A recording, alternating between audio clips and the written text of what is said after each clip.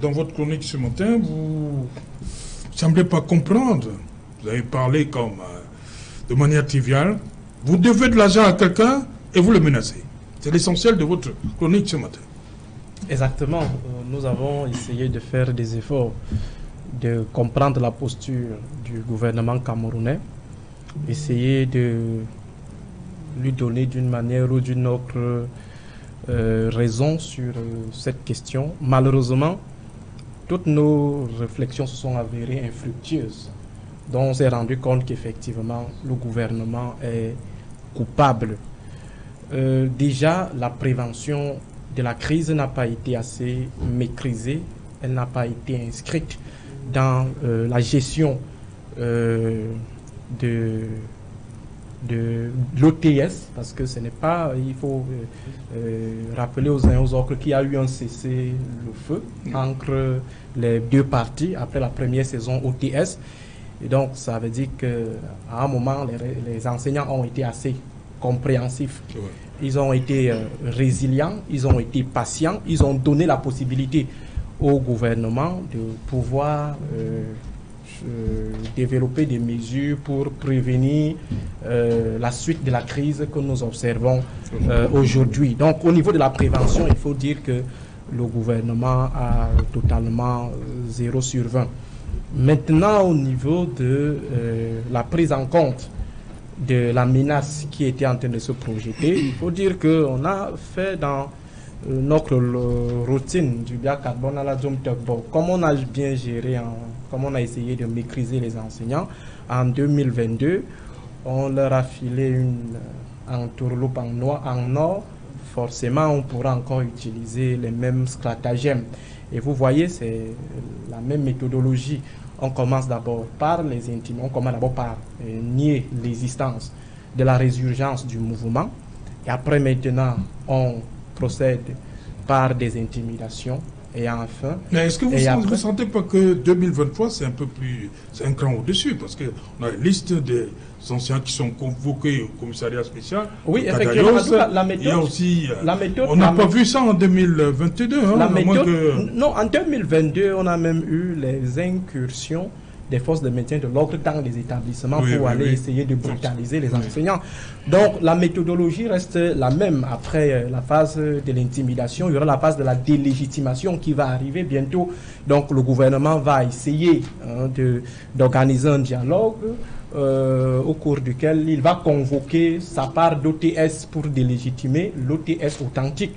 Et maintenant, on va tout renvoyer au niveau de la présidence de la République et produire une autre haute instruction du président qui ne sera pas respectée. Donc, en fait, le gouvernement n'arrive pas toujours à cerner les éléments de différenciation des mouvements qu'il gère. Même chose avec les différentes crises armées. On veut gérer la crise anglophone comme on avait géré la crise de Boko Haram. Un autre élément, c'est que le gouvernement semble se satisfaire de son appui policier.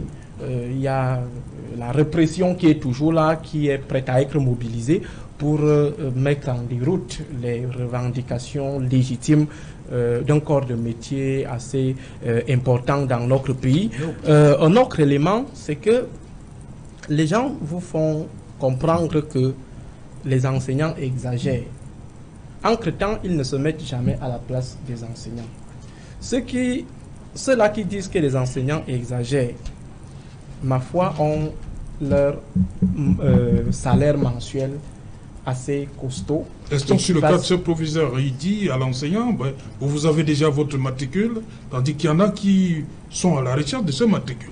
Non, on doit se contenter du matricule. En fait, le matricule est devenu un élément de chantage, d'abord de clientélisme et puis de chantage. Vous voyez, pour que les gens aient accès à ce matricule, ils sont soumis à des différentes logiques d'allégeance au total à l'ordre dominant où les dissidents n'ont pas droit à ce matricule. Et lorsque vous l'avez, il faut désormais faire tout pour le conserver. Si on vous tient par cette idée de conservation de votre matricule. Et les proviseurs en général, il faut déjà interroger le processus de cooptation des proviseurs. Comment est-ce qu'ils arrivent pour comprendre à peu près leur comportement.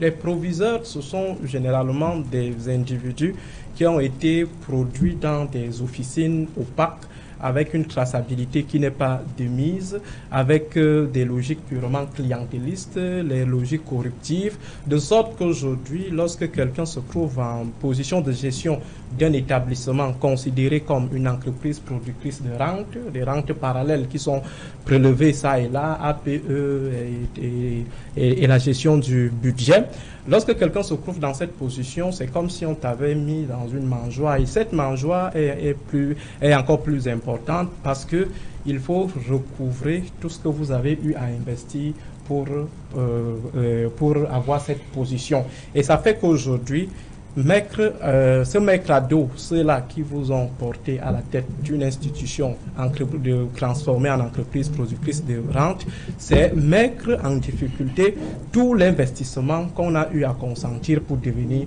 proviseur. Et c'est regrettable parce que dans la logique du passager clandestin qui a été évoqué par le représentant OTS, le passager clandestin, généralement c'est celui-là.